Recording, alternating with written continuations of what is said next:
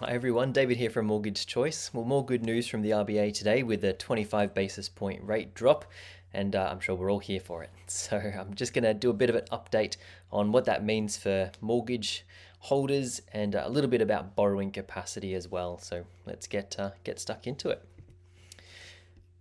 Make my picture a little bit smaller. So the RBA, they mentioned that there has been a lot of changes over the last few months, as everybody has seen in terms of the tariffs imposed by President Trump over in the US. But here in Australia, the RBA have been very happy with where inflation has tracked. So we're now within the range that they were hoping for, between 2 and 3% for underlying inflation and headline inflation.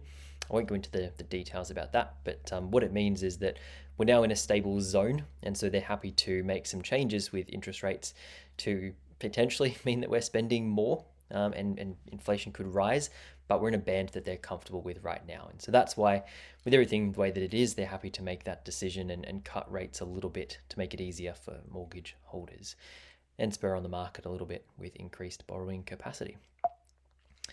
So really, really good news for everybody. In terms of mortgage holders, every $100,000 that you have in a mortgage, this is going to save you about $16 per month. So for $500,000, that's $80 a month that you'll get to save on the repayment.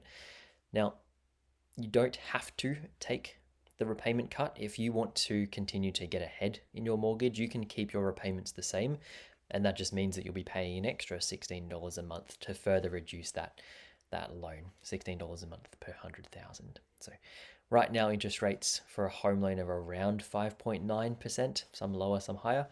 And so that 25 basis point drop is going to get us down to about 5.65 for a decent rate these days.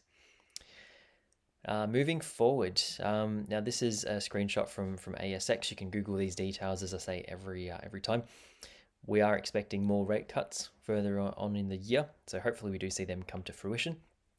But essentially where we're sitting right now is 3.85%. The cash rate has just dropped to 3.85, and we're expecting another cut over the next few months. So hopefully we do see that. It'll be interesting to see what happens with the market when those further rates come and we hit the spring period. So yeah, it's going to be an interesting 6 months, I think, in particular.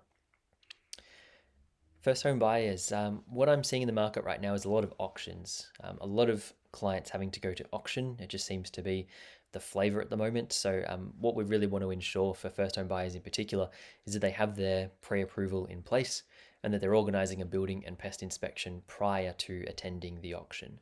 There are a few other details about an auction that you need to keep in mind. So if you're considering going to an auction, please give me a call and we can talk about all of those details. For those around where I am, I live in Botanic Ridge, but the office is obviously in Frankston, and I kind of work around that area and predominantly Frankston North and Seaford. I'm seeing a lot of movement in these areas, a lot of interest. Frankston North in particular is becoming very popular, and so prices are starting to skyrocket. I'm seeing a lot around the 600 to 650 mark at this moment for purchase prices, whereas just a few years ago, that was 350, 400. So a lot of interest in Frankston North. The data from REA was interesting because it showed that Frankston North has grown about 4% year on year, but Seaford, which I'm seeing a lot of interest in as well, and not a lot of sales, has actually dropped in value compared to last year. So I'm very interested to see what happens with Seaford over the next 12 months as well, because I think that's going to flip. There's going to be some growth in Seaford. For upgraders, I'm seeing actually upsizing their property. So in the last announcement in February, I think it was, we were seeing a lot of downsizing, people selling and buying something smaller, but now we're seeing the opposite. They're selling and upsizing their properties. And it's still a question mark as to where they're getting their deposit from. And that's something that's really important to consider, because if you don't have cash available, you'd need to access equity. And that can take about 3 to 4 weeks, up to 3 to 4 weeks. So if you're looking at purchasing a property in 2 weeks, you might not have the deposit ready. And again, there are a few other negotiating tools that we can use to get around that or alter that, but it's important to have all of your ducks lined up. Investors, I'm seeing a lot more investors come into the market, which has been great to see. There's been a lot of talk about Melbourne being the next place to purchase, and I'm seeing that now. A lot more people looking to buy in Melbourne. I'm still seeing more purchases around inner city, or the inner suburbs, I should say, around apartments and in particular apartments within the city, as opposed to properties out in the sticks. So that's been interesting. I'm also seeing a lot of people that are upgrading, so upgraders. They're upsizing their house. They're not selling their property. They're keeping that as a rental, as an investment property. So that's a bit of a conversion, and that hasn't happened for a few years. So back in 2020, when rates were very low, 2021, that was the ideal thing to do. You access the equity, purchase a new home, and keep that existing home as an investment to build your portfolio.